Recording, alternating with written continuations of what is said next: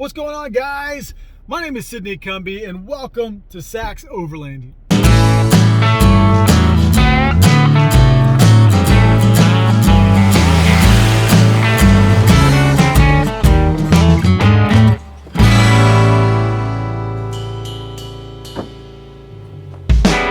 And so today we're going to be changing out the shocks on my Jeep JK because I have some rough country shocks on them right now, and those things just don't seem like they're doing the job. So I'm going to be changing shocks out for some Fox 2.0 shocks because Fox is a great brand and the reviews on these shocks are pretty darn good. So we're going to test it out and see the difference, really. You know, changing out your shocks is relatively easy. So I don't know how this video is going to go. I don't know if you guys are going to get something out of this video, but yeah, it's relatively easy. And at the end of this video, I'm going to do a little review on how the shocks perform on the trail, because I will have some video of it going over some rocks or something maybe, and we'll see how they hold up. And let's get to this video. Let's do it.